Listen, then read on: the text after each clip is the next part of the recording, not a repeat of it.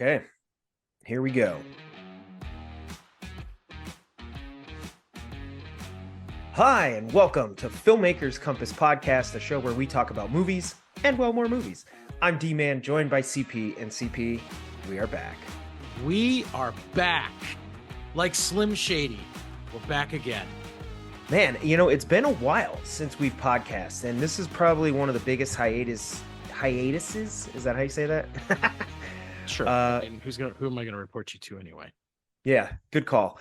That's probably one of the biggest hiatuses that we've taken as a show, but there are actually a few good reasons why we actually had to take a little break. Part of it, unfortunately, D-Man said he didn't like any of you and he just wanted to quit podcasting outright. So I finally dragged him back after months and months. So my apologies, everyone. well, it's a little bit more nuanced than that. It actually comes down to I had a pretty busy travel schedule during the holidays, and in conjunction with CP upgrading his laptop hardware, which, congratulations, man. It's always fun to get new tech, right? It's always fun. Right? I mean, new tech is so cool. Even opening the box, like, it's fun. They literally have entire YouTube channels dedicated to like unboxing things. Yeah, right. Which kind of get it. So anyway, on that note, though, we are really excited to announce that, yes, we have new hardware. And yes, everything is going smoothly with the podcast. So we're very excited to be back. We're very excited to continue the conversations about a ton of movies that we missed along the way. And I don't remember exactly when the last episode was, but I do know it was episode 100. So we promised at least 100 more, and we're going to try to get to 100,000. So we'll see how that goes. But on that note, CP, just as we always have, I want to kick off the episode with some shout outs. So first up, on our return, we both of us, I'm sure you as well as me, we would really like to give a shout out and a big thank you to Ivor, Lindsay, and Anthony for giving us some much needed feedback on the show. So CP, if you remember, we actually had a chance to talk to everybody. We did some group calls, and we were really excited that you guys were willing to give us a little bit of your time to tell us what you like, what you don't like, what you might like to see, and different things about the show. Because while we're on hiatus, we were like, you know what? Let's learn a little bit about, what's working and what's not. So we really, really appreciate that. And we're looking forward to now, hopefully going forward, being able to introduce that guest element of the show that we've talked about for a long time, but never have quite brought into the fold. I think now, CP, we know how to tackle that, and we're excited for the conversations and the, further analysis from possibly a third party. So that's pretty exciting. But more than anything, thank you so much, guys, for listening to the show, for giving us that honest feedback. I know sometimes it's weird because, when you ask your mom or you ask your friends for feedback, it's like, oh, you want to say all the good things. But we also, it's like we want to know what's working and what's not. So just much appreciated. So our next shout out goes to Drucker. So CP, this is one that I'm going to allow you to follow up on. Drucker has been following all of your story posts, and he DMs us, I think, for almost every time you go to the movies. Well, I have to say, Drucker, thank you for being one of the super fans who clearly has the identical taste in movies that I do. You make me feel really good about myself because every time I say this movie is total crap or this movie is amazing, you seem to take that feedback to heart. So thank you. And I would appreciate it if you keep me posted when you go to the movies, because apparently I'm going to agree with you on everything. Yeah, Ivor's been jumping into the DMs as well. I actually have to post a photo of Ivor and I at a Halloween party. And this is, a few months too late, but I do want to put it up on the Filmmakers Compass social media, Instagram account. So keep an eye out for that. It was a fun party. And Ivor, as always, I have a good time hanging out and just talking movies with you, man. So let's keep that going. I do want to give a shout out to two of my friends, David and George, who I've met up with during this hiatus. And both of them said they were looking forward to the return of the show, as well as possibly, depending on what their opinions are, potentially maybe coming on as a guest. So very exciting. Yeah, pretty cool. Exciting. And then finally, I got to give a big shout out to Connor, who apparently pre-ordered an Apple Vision Pro, which has nothing to do with movies or this show, but was wild enough to mention. Connor, The reason I bring it up is because if you're willing to experiment with your Apple Vision Pro, we would love to have you come on as a virtual guest just to kind of show off some of the features and let us know how it is watching movies in that thing. So if you're open to it, definitely consider coming on. CP, I'm going to toss it over to you now. That's it for shout outs, but I did want to hear from you about our new segment. Tell us a little about it. New segment. Well, everyone, we talk movies on the show, so we think it's time that every week we bring up a little segment we are going to call the Box Office Breakdown.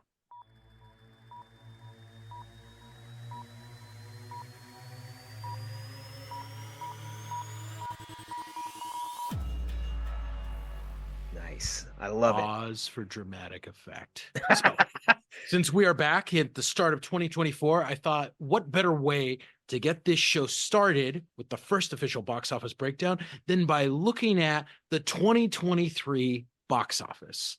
Sounds great. D-Man and I, as you know, were very conscientious of making sure we let all of you know when we went to the movies. Actually, you did that better than me. Well, I do most things better than you, but hey, yeah, who's keeping score? Especially, who we're going to report it to? The listeners can definitely call us on that one. CP's much better. So when we look at the box office for the year 2023, I just thought it'd be really fun to kind of go back down memory lane and see what movies killed it. So, all right, when we look at the top 5 most successful movies for the year 2023, I think it's important when we compare domestic box office versus worldwide box office. And the reason why is, though we think that the movies that top the box office numbers in America do the same thing worldwide, that really is not the case. So interesting.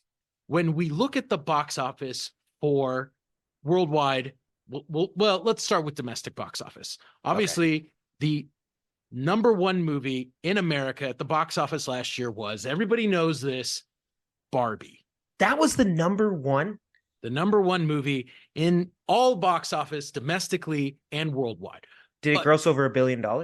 Well, when we go to the worldwide box for Barbie, yes, in fact, it did.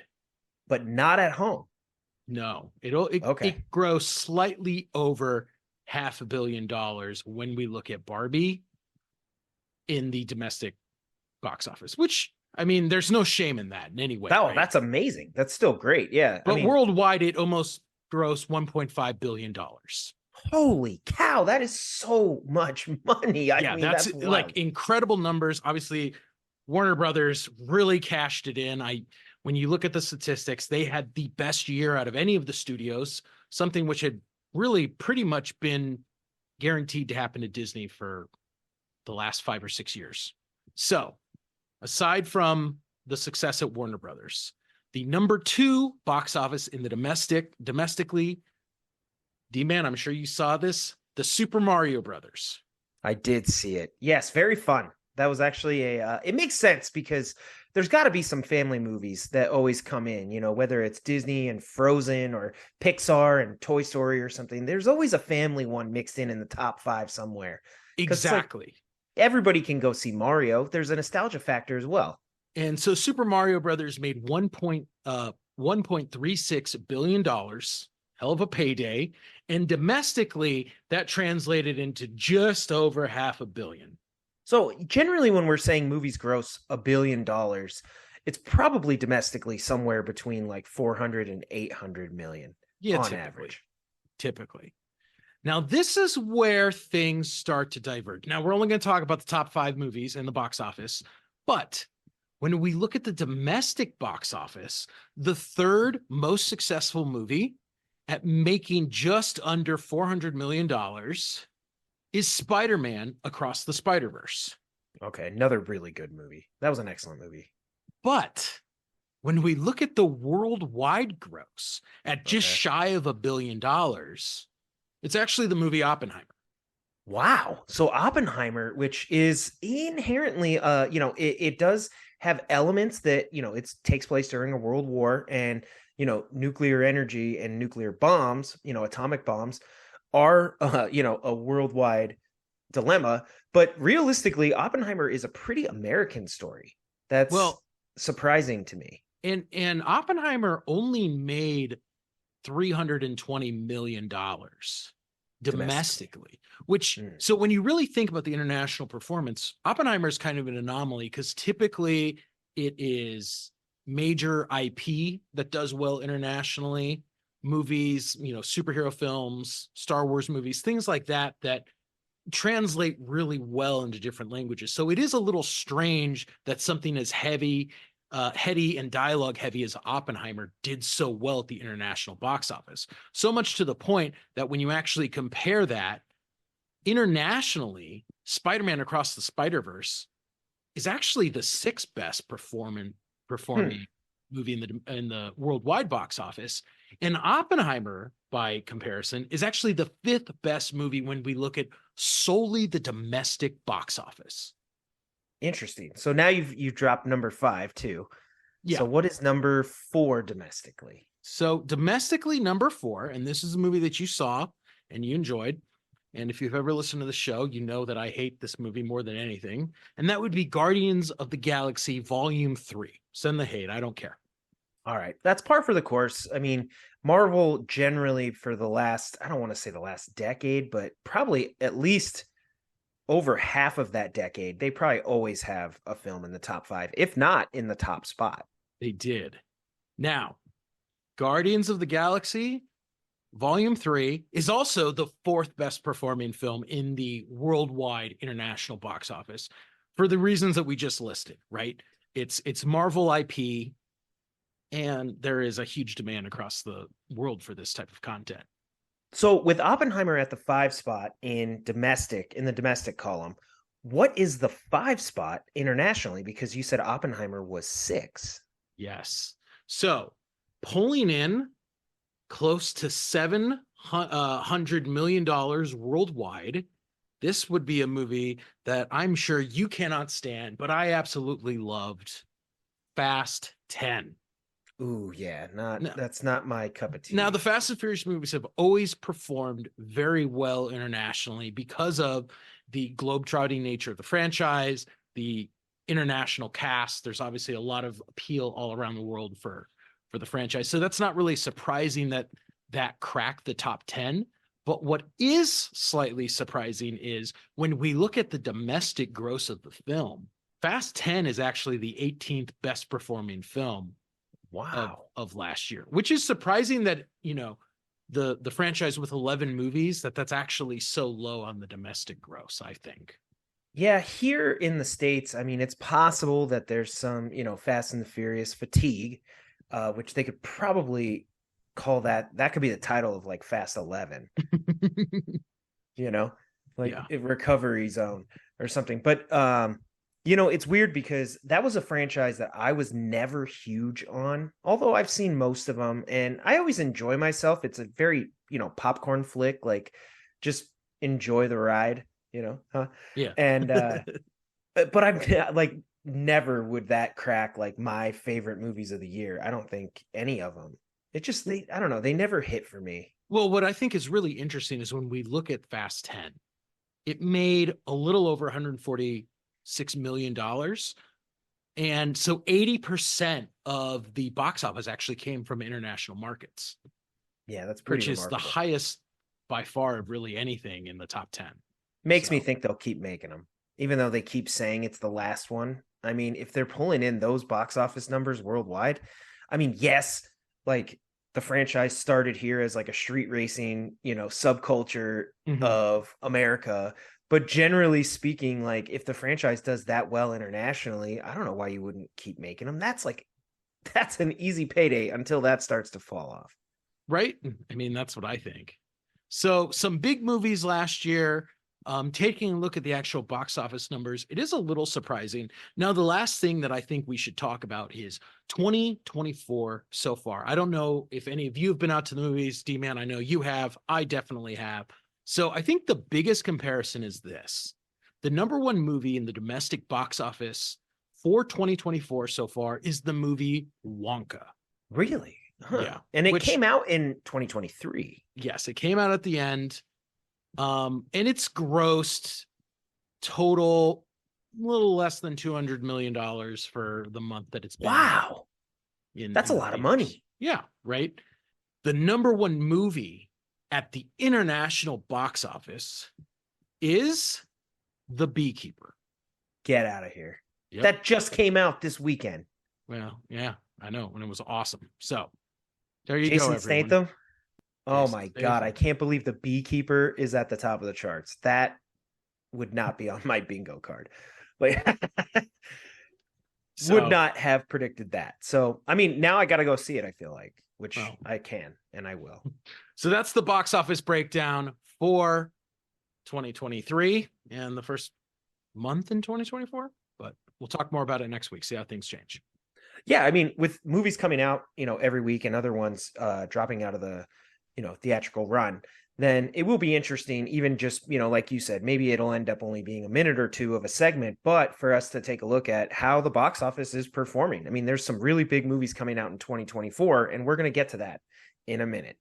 So, CP, kind of going off this box office review of 2023, I figured we would actually, since we've been on hiatus and we didn't really do a New Year's episode of the podcast, we would sort of take a look back at 2023 and what we really enjoyed, some of what we didn't enjoy, and, have a little conversation and some notes about, the new movies that came out in 2023. So I want to throw it over to you, and we'll just start with, what were your favorite movies from last year? Ooh, great question. You guys know I love to go to the movies. I'm going to start with actual 2 honorable mentions. So Okay. The first one, and I have to include this as an honorable mention because it's technically a re-release, Return of the Jedi. It was great getting to see it on the big screen in April. Thank you so much for Disney for not screwing this up and missing an opportunity to release a Star Wars classic. Phenomenal. CP, I actually got to see Return of the King and Return of the Jedi, both in theaters, and it was just incredible. The fans that went, you could tell everybody was psyched to be there. There were definitely some lightsabers, some Jedis, and quite a few cheers in Return of the King. So even though they're re-releasing some old classics for anniversaries, I'm here for it, and I loved it.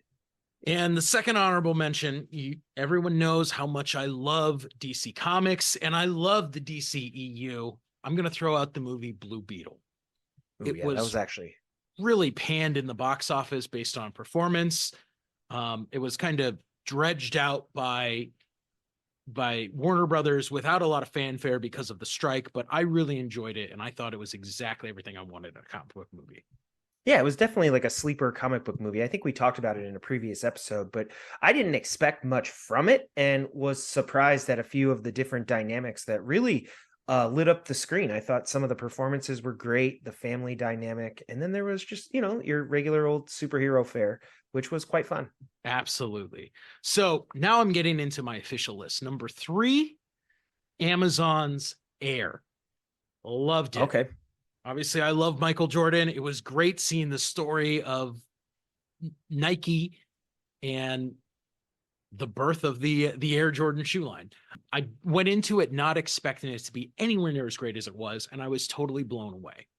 I do there's one scene that really always stood out for me, and it sort of encapsulates, what makes Air so special. And I think it's a quote said by Jason Bateman, and I don't know if this was actually said or not, or if it was just written for the movie, but they're talking about whether or not they'll actually be able to sign Michael, and Matt Damon's character, the main character, is sort of hesitant to be like, hey, we risked a lot to do this, and he's like, it's just a shoe. Mm-hmm. And then Jason Bateman's character steps in, and he's like, it's just a shoe until someone steps into it. Mm-hmm. And you realize wow, these things can be empowering. And there was such a good moment where I was like, holy cow, it kind of makes the existence of this movie work. Why are we talking? Why did they make a movie about, this Air Jordan shoe line? Well, obviously there's a nostalgia factor in a lot of things, but really it was just cool because, there's so many things out there that when somebody does something special, it just elevates it. And Air was worthy of that movie. Yeah. And also, Ben Affleck as Phil Knight was incredible. It was great. I love the movie. Number 2 for me, Guy Ritchie's The Covenant. I'm a big Guy Ritchie fan. I thought it was a very timely film, especially dealing with recent events in Afghanistan, and I really, really enjoyed it. Nice. Question: did you ever see The Gentleman? Of course, I've seen every Guy Ritchie movie like 100 times. I'm just asking. I mean, did you like The Gentleman? Oh, I loved it. It's classic gangster Guy Ritchie. And The Covenant was a total change of that, as it's like this war movie, which is kind of outside of his wheelhouse. Cool. I mean, that's one I actually didn't see, so now I might add that to my list of movies to check out, because I really, a bunch of his movies, his older ones, of course, but even The Gentleman was one that was newer that I actually really enjoyed. I felt it was very fun. It was fast paced, witty dialogue, and then obviously he's doing his thing. It's stylized the way that you expect Guy Ritchie movies to be. But it was cool.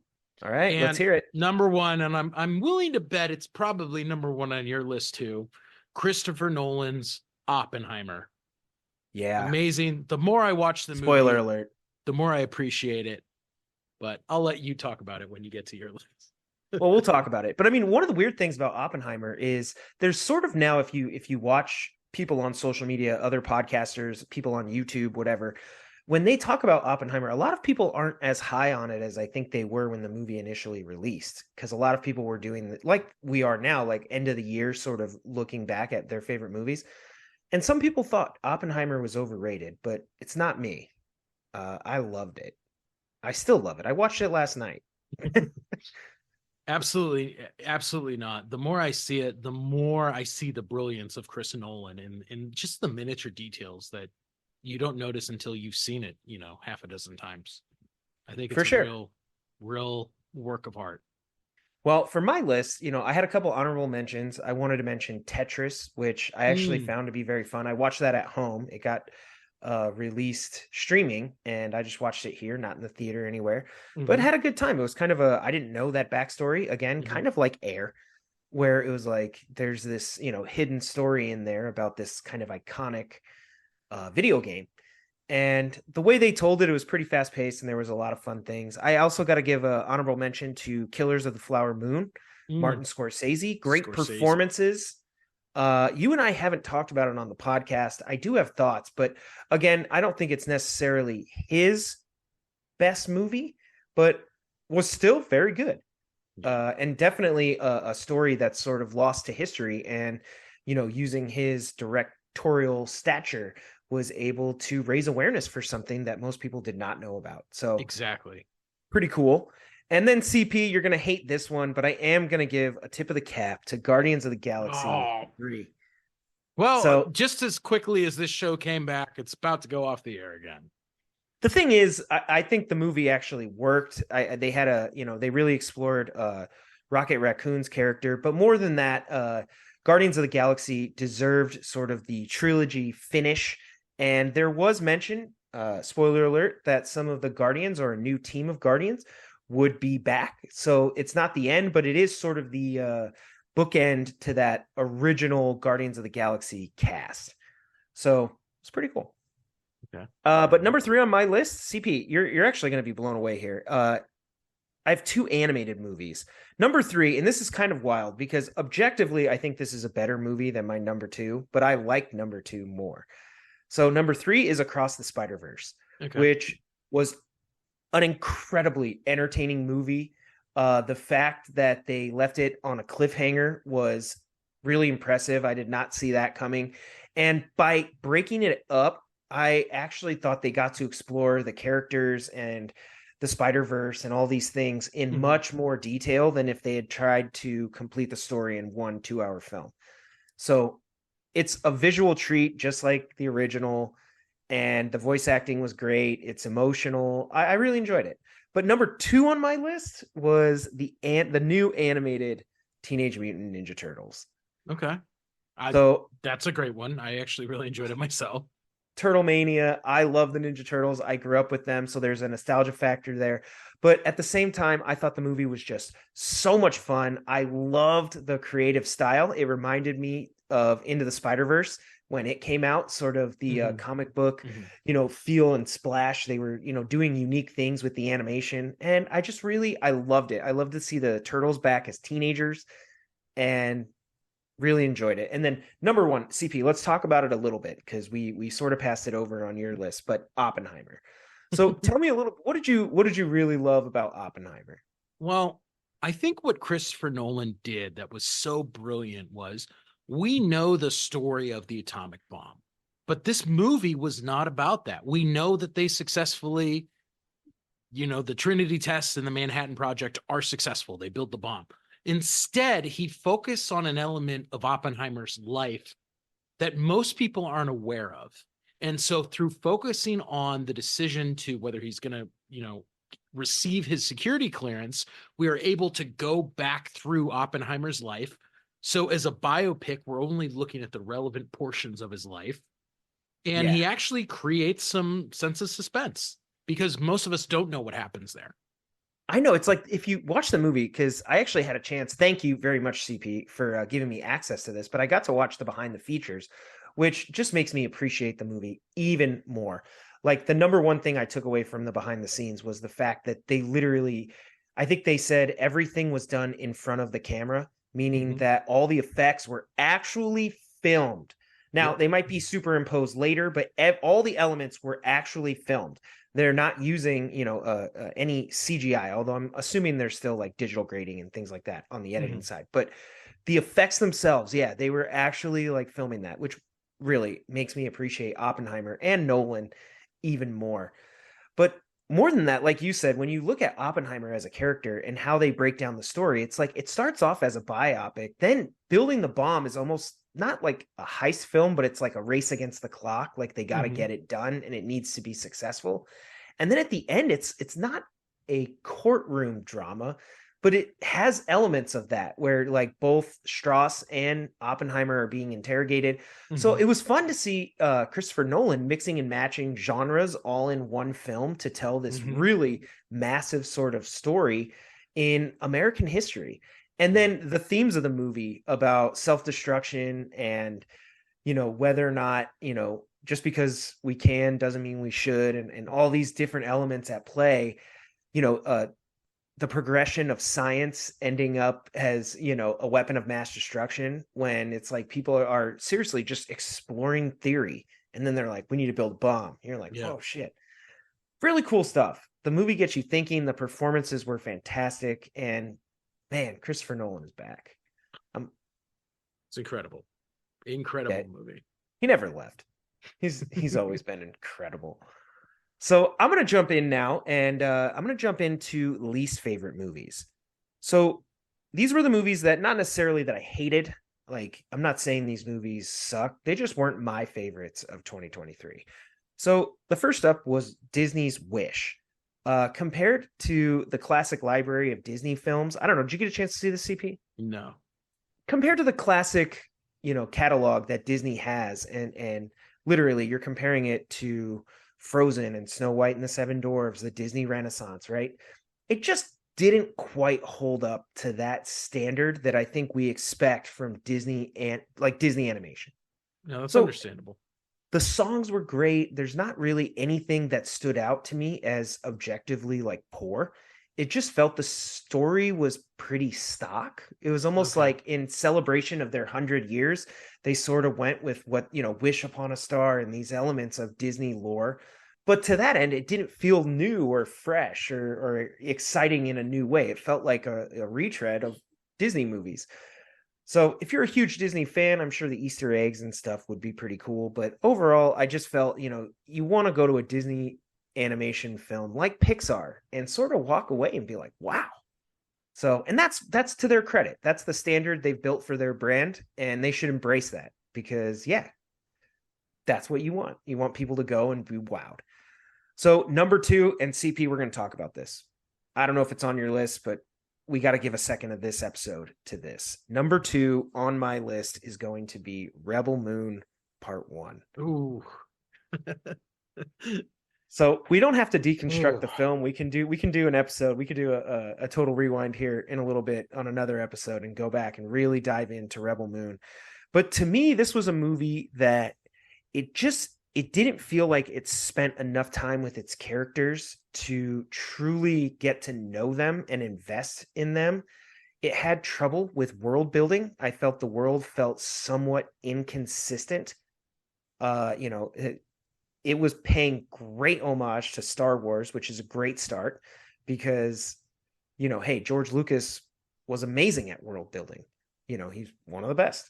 So why not start there? Well, the problem is that a lot of the a lot of the moments in the movie where it's paying homage to things like Star Wars or a scene from Inglourious Basterds, the thing is, it's just paying homage. It's not giving its sort of spin on it. You think they have a scene where they walk into a saloon or a cantina. It just feels like a lesser version of the cantina scene from A New Hope. Mm-hmm. The scene that I was talking about is the opening scene from like Inglourious Basterds, an interrogation scene.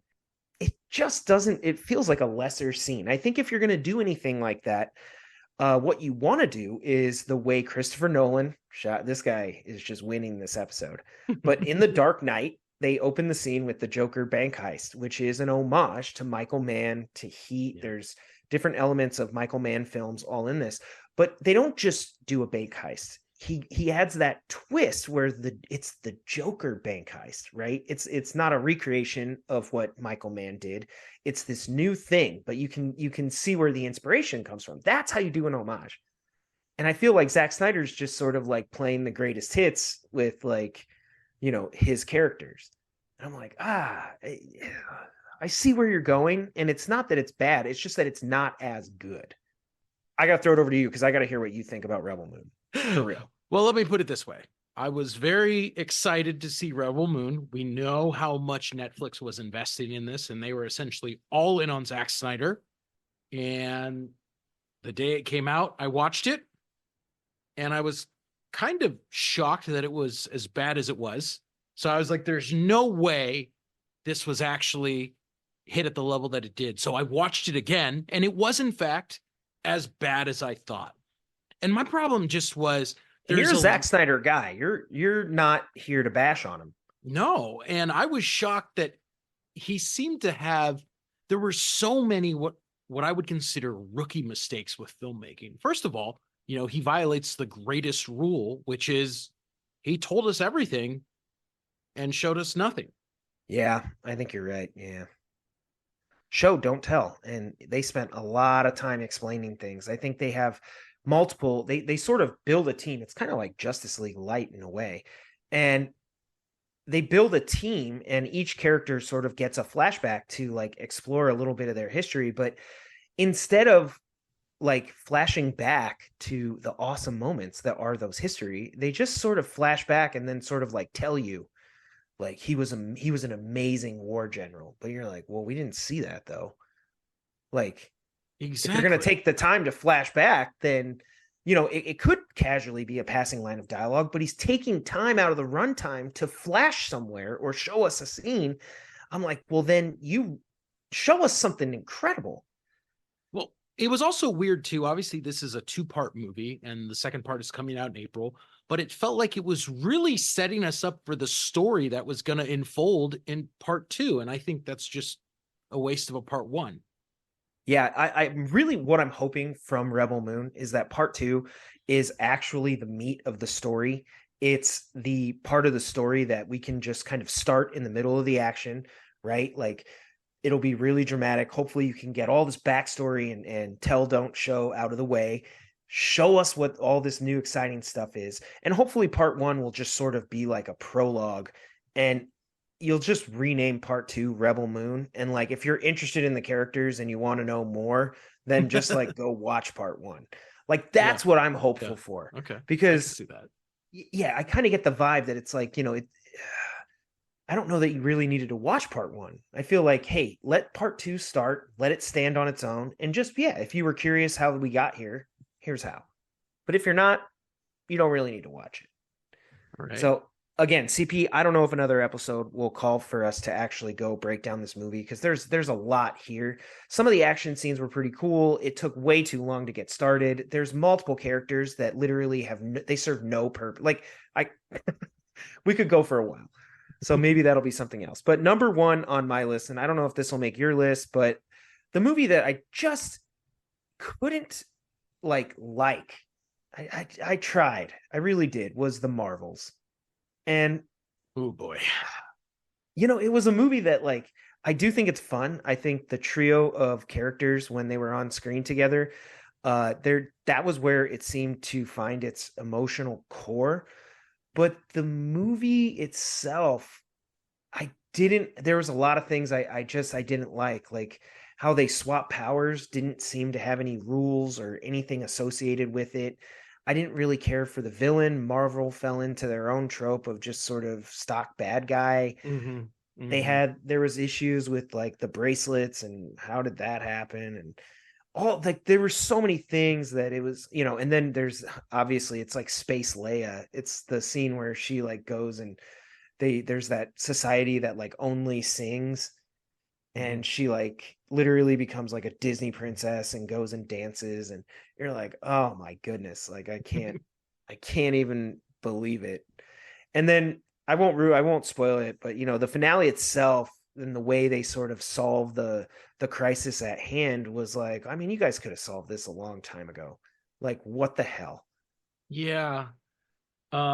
I was so disappointed with that movie. I mean, I made a big rant on social media about how I was officially done with Marvel. And I mean, what can I say?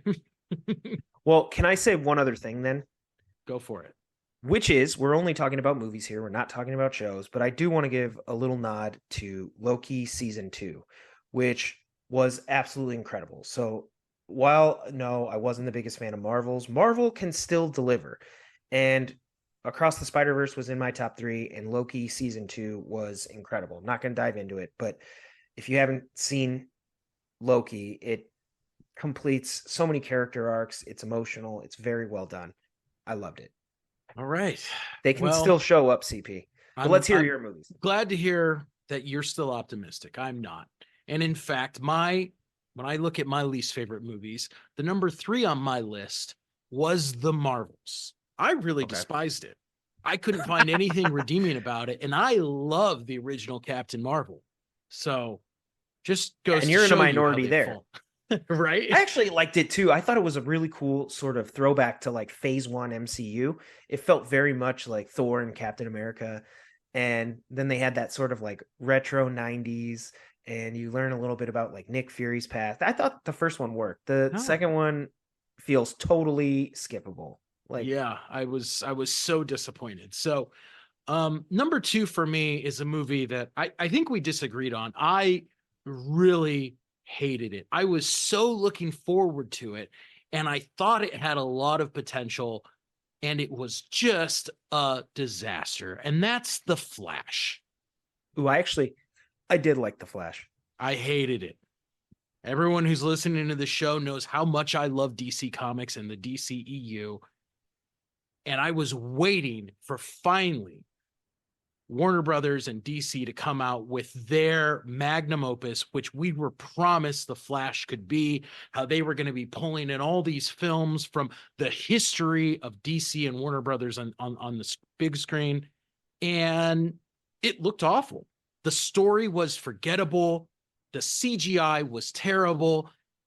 And it really had no redeeming qualities for DC Comics or the greater DCEU cinematic universe. So, I just thought it was fun, and I loved seeing Batman 89 and a little theme music. Hey, a little nostalgia kick to the balls. I mean, Keaton Batman's always good. You got to love Nick Cage Superman. But other than that, I'm just like, I so don't know. forgettable. I had fun. I had fun watching it. So I don't know. What an anomaly, because I'm not even, the biggest DC guy. So Now, this is going to be a shocker. I don't think you've even seen this movie. I don't even know if you know that this movie came out. The worst movie I saw last year was a film called The Shift. No, I haven't seen that. I've never heard of it. I went to see it because it was produced by Angel Studios. And obviously, I'm really curious with what they've done in terms of crowdfunding movies, their distribution plan. I'm curious because they, seem to very much be kind of a disruptor of the film industry. but this movie was horrific. Now, when I saw the trailer, I saw Is it part had of the Neil horror genre, McDonald or is it? as a bad guy, which I'm like, hey, Neil McDonald always makes a great villain. And it was presenting itself as a sci-fi film, maybe something kind of like Anything Everywhere All at Once. So I was piqued. I was very curious. And let me just tell you, first of all, the quality of the film, it looks like a sci-fi movie made by the Lifetime Network for Lifetime Television. Damn. Horrible. I mean, I was, those have their place, but oh, not on awful. not on mainstream. But the plot and the writing was atrocious. The plot was nonsensical. I walked out of the movie and I hated it so much.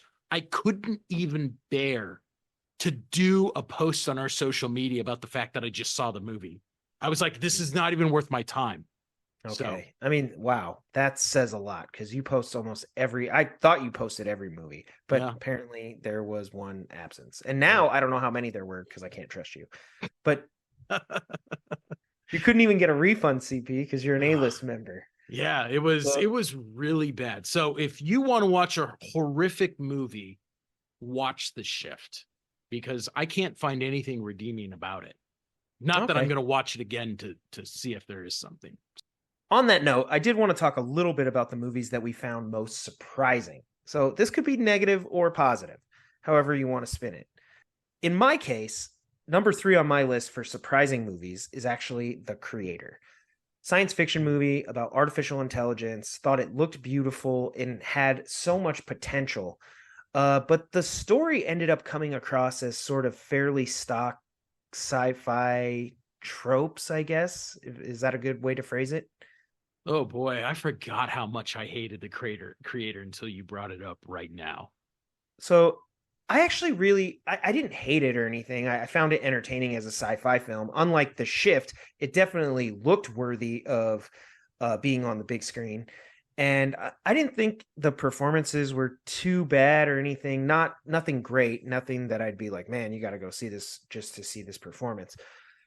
I really felt it was in the story where they sort of lost it. It just felt a little bland for sci-fi. Well, Like and they weren't exploring anything yeah. new.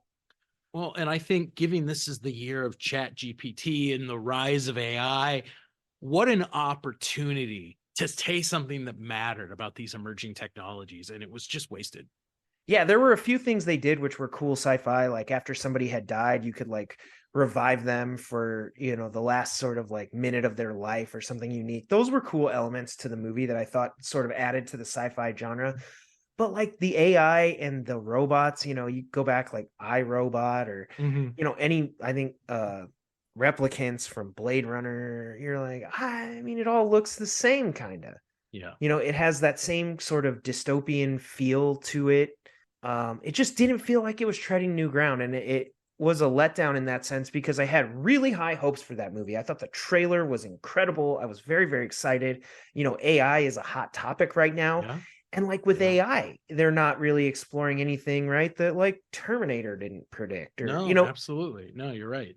I just didn't think it went bold enough to go into a new direction where I'm like, wow, what a cool take on it. It just felt like, we've seen a lot of it.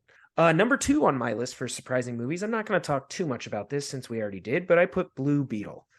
So this is a positive.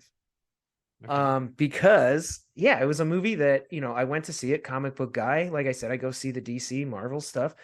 And I didn't have high hopes for it at all. I thought after The Flash, and they didn't even bother to finish the CGI, that in general, they had just sort of given up on these movies through Aquaman 2, which I haven't seen, and I'm not going to talk about that. But, I thought DC had sort of written these ones off as a loss, like, hey, we're just going to release them because we made them and call it a day. But the movie had surprising heart. I liked the family dynamic.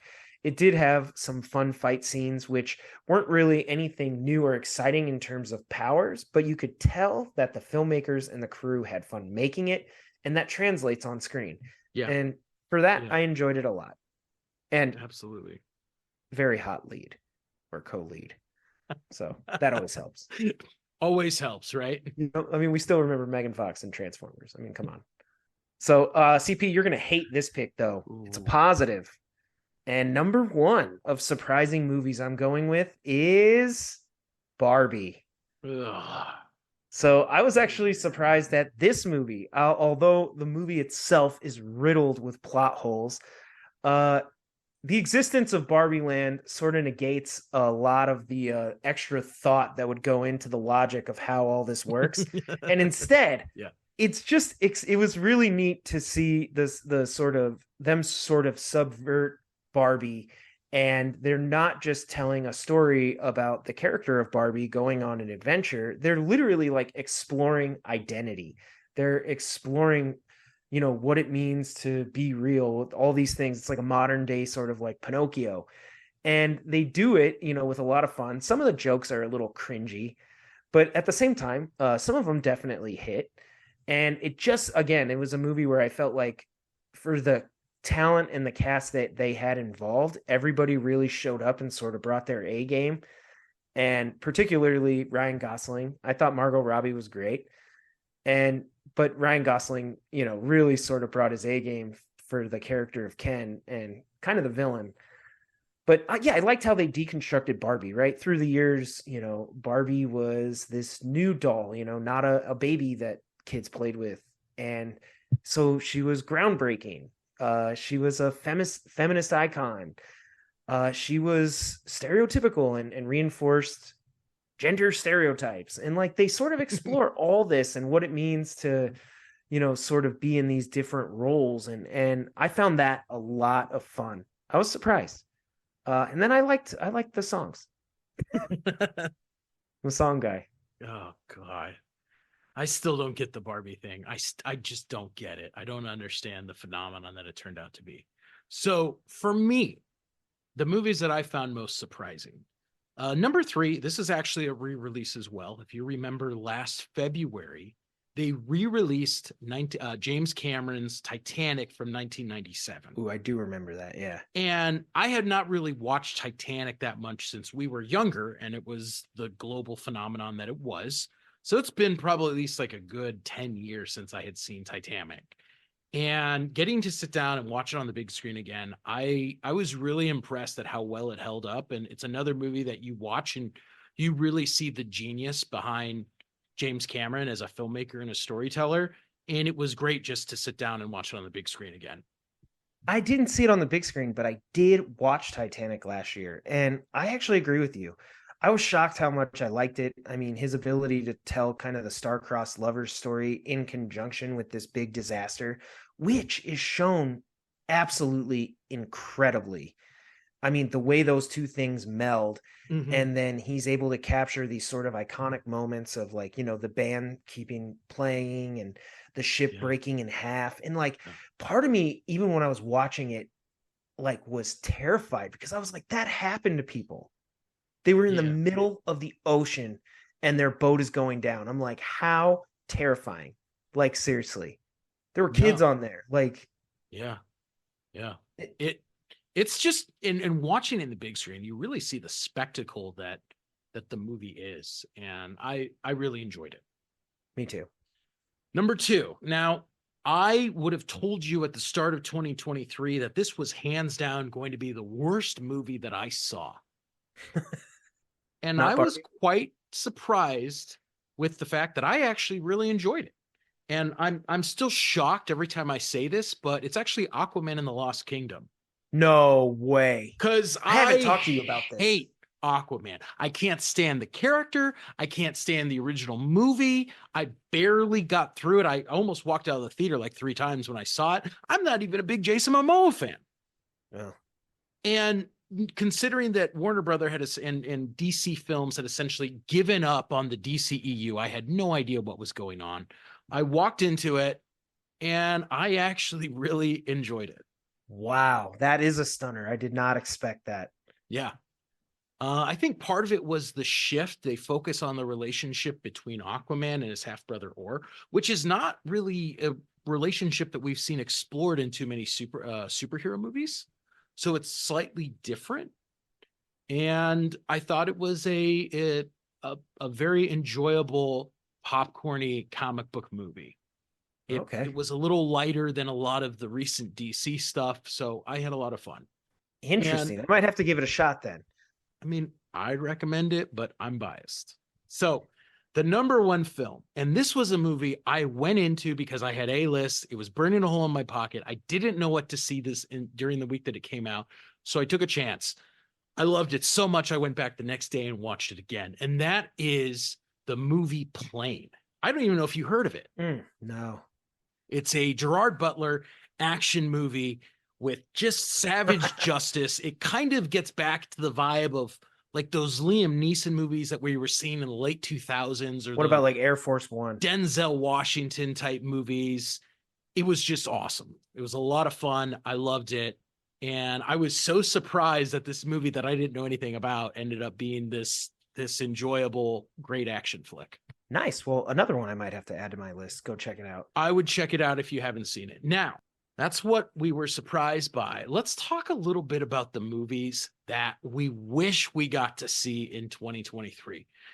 Because even with A-list, you miss one or two. So, Well, I missed a couple. number 3 for me, and I don't know if you've heard much about this one, but everyone who I know saw it, absolutely loved it. And that's the horror movie Nefarious. I did hear about it. Yeah. I have heard phenomenal things. I did not get to see it in the theater.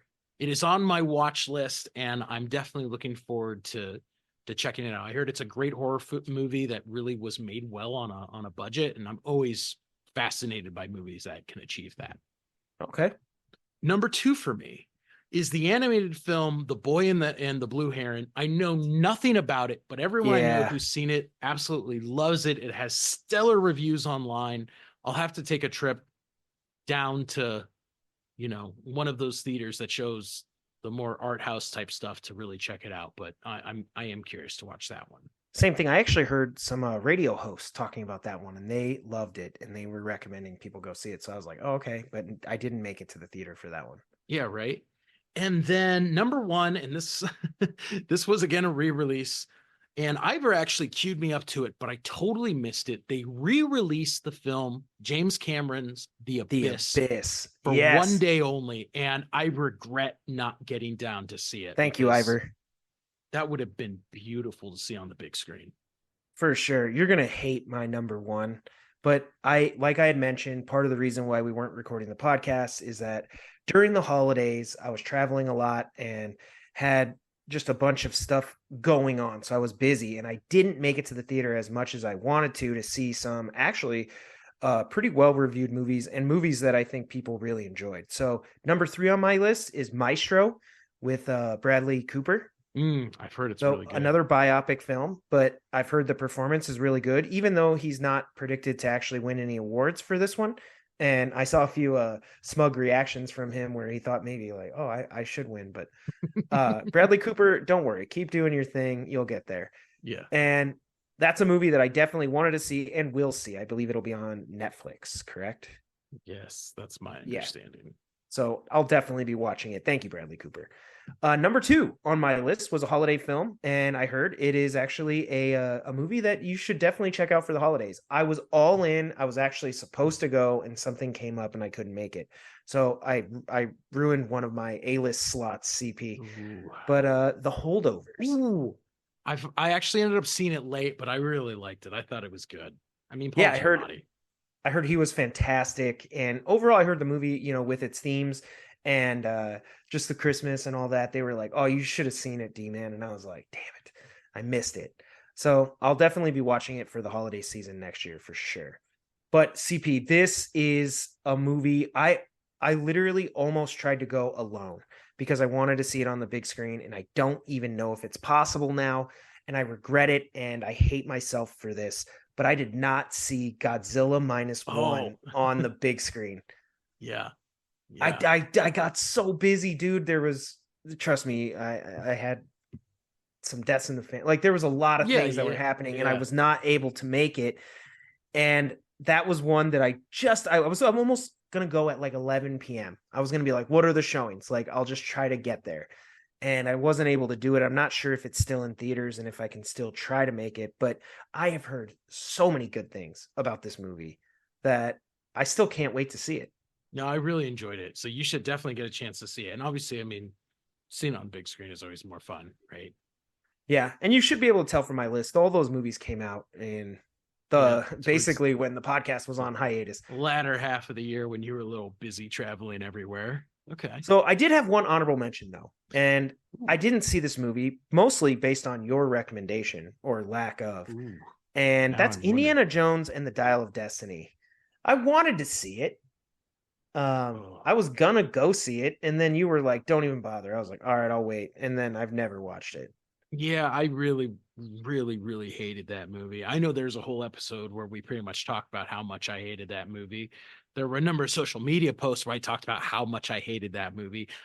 So I will be curious to, I would like you to watch it at some point and give me your thoughts because, you know, I'm curious. It's such wasted potential of an incredible franchise and the amount of money they spent. And I'm like, you couldn't scrape together something halfway decent.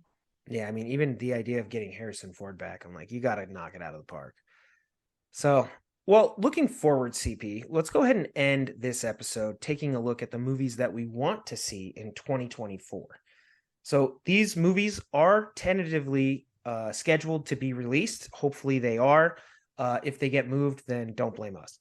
So, Thank you for the disclaimer, D man. Don't blame us. I'm not going to list my honorable mention because I have a feeling it's on your list. So I will leave it and I will either let you know when you name it or after I'll be like, this was my honorable mention.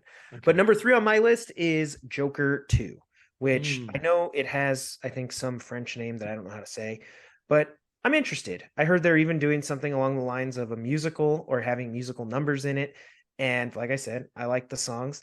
So I mean, it just sounds wild and I enjoyed the first one, and I'd be curious to see what they do with it. Like, what happens? Yeah. So Yeah. that's at number 3. Number 2 is actually a little bit of a surprise, but I was so stoked when this came on as a trailer in the movie theater. But Ghostbusters: Frozen Empire. So Oh, yeah. No, yeah. Yeah. I I actually was in, really liked the trailer. yeah, I was in the, I guess the minority, at least as amongst critics, in that I actually really liked Afterlife. I did not like the nostalgia bait. I'm not huge on that. I like Easter eggs. I like callbacks, but I don't like, when they just put things in movies just for nostalgia. But at the same time, I actually really enjoyed the movie. It tied back well with the original, particularly the original movie, but the original two. And they, were able to have some cameos and sort of revive the Ghostbusters brand. Well, now I'm really, really excited because hopefully they're going to ditch all of that and tell a new, unique, fun Ghostbuster story. And the premise looks like something we haven't seen in Ghostbusters before, and it could be really, really fun. So I'm excited for like a new Ghostbusters film. Like, let's ditch the callbacks. Let's do something new and something fun. Mhm. All right. Very So, cool. Very cool. and then number 1 for me, CP, is going to be The Movie Critic by Quentin Tarantino. Ooh, And this okay. is, Okay. I don't even know much about it, but it's Tarantino. Sign me up. That's all you need to know, right? If Nolan makes a movie, I'll be there. Yeah. Spielberg, I'm there for almost all of them, although I have missed a couple recently. I missed Warhorse, Tintin, and although I did Ghost. watch it later, I didn't see a West Side Story in the theater, but I Okay. did see it. Okay. So, but usually Spielberg, I'll be there. So yeah, but I All right. don't really know that much about it other than it potentially being his final film. I mean, he has stuck to that declaration he made like a decade ago, which again, I wouldn't fault him if he decided to make other movies or anything. I know he's worried about like, being an auteur and limiting himself to, making sure that his filmography is the best it can be, but I mean, Tarantino, if you made another movie, I'll go. And I'll be there for this one. So I hope that plea was enough to convince Quentin Tarantino to make an 11th or 12th or 13th film, D-Man. That would be incredible. I mean, he does podcasts. Maybe we can get him on here. All right, Okay. throw it over to you. What movies do you want to see Oh, in boy. 2024? This was tough because as I started looking at the movies that are coming out, I got really excited. I really want to see Matthew Vaughn's Argyle. I really want to see Well, that looks fun. Yeah. What happens with Gladiator 2? I mean, it's been Uh, 23 years. What the yeah, heck I is don't know Ridley about going to that. pull off? I'll So give it the a third shot. one I'm going to go with, and this is not going to be a very popular pick because we all hate Will Smith, but I'm really curious to see what they do with Bad Boys 4. You said we all hate Will Smith. I love Will Smith. Well, I don't like violence, so I don't like Will Smith. Sorry. Yeah. Well, have fun at Bad Boys 4. I was very surprised with Bad Boys for Life. I went to see it expecting it to not be good. Obviously, Michael Bay was not directing it. It had been so long since Bad Boys 2. But the chemistry between Martin Lawrence and Will Smith was still 100% there. I thought that the story they're was so funny interesting, and I was like, yes, sign me up. I will happily go watch these two be buddy cops as many times as you'd like to put them on the big screen. Yeah, I'd be down. So, number 2, and I can't believe this didn't make your list, man. Furiosa, a Mad Max saga. Ooh, I'm not the biggest Mad Max Fury Road fan. I know. I don't understand it. I know you're not a big Mad Max guy. I get a lot of crap for it. Don't like Fury Road. I love Fury I Road. didn't hate it. My favorite movies of all time, and I cannot wait to see what we do with this one. That's exactly what I'm talking about. You're like one of my favorite movies of all time. That was the sort of that's how everybody was describing it. Now I saw it, I was like, I mean, it was dope. I love that they were doing real stunts and they actually went out to a desert, and like it was really cool. I didn't hate the film or anything. It's a giant chase scene and whatever. So is Terminator, but I just didn't love it like best film of all time level. I think George Miller is such a visionary. And considering the man has only made a handful of films and most of them involve Mad Max, I was just blown away. I walked out of the theater and had to scoop my jaw up because I was like, I can't believe I just experienced that. It was beautiful, and I still watch it, and I'm just amazed at the beautiful details that he works into these films. So of course I'm going to see there. I'm checking every day to see when I can pre-order my advance ticket because I am so psyched about it. All right. Well, let's hear number 1. And number 1, what is guaranteed, I'm putting this out there right now, everybody. This is going to be the best movie you watch in 2024. This is a bold statement. Dune Part 2. That was my honorable mention. I don't know how you didn't put it as number 1, D-Man. Well, I figured it was your number 1, so I figured I'd honorable mention it. It looks incredible. The trailer looks beautiful. We have the Dune episode a while back. I think you all are familiar with how D-Man and I totally geeked out at it. I think my thing was I was just blown away compared to what we had to base Dune off of, the original 1984 David Lynch one, and seeing this, it was such night and day, and it was so beautiful. And I love the detail brought to this film, and I cannot wait to see the conclusion of the story. Me too. That definitely probably would have made my list if I knew it wasn't going to be your number 1. So, and it's coming out soon, so it's pretty exciting. I can't wait to go see that, and hopefully they're able to conclude it, on an absolute high note. So I'm looking forward to it. Well, CP, that actually does it for our episode this week. It's good to be back. I'm glad to be podcasting again, and hopefully we're going to get into some more in-depth conversations about some of the movies we've seen and some of the upcoming movies that will be released. So very exciting. And I don't know, I'm just, it's so funny because you and I talk on the phone, and like there are movies that we listed here where we talked about. Yeah. Right. Rebel Moon, Killers of the Flower Moon. I mean, we talked about them for like an hour. Probably should have just recorded that phone call. And but it's fun because on this show, like that's one of the great elements is that like these are the conversations that we would have about movies. I'd probably call you up and be like, CP, what were your favorite movies from 2023?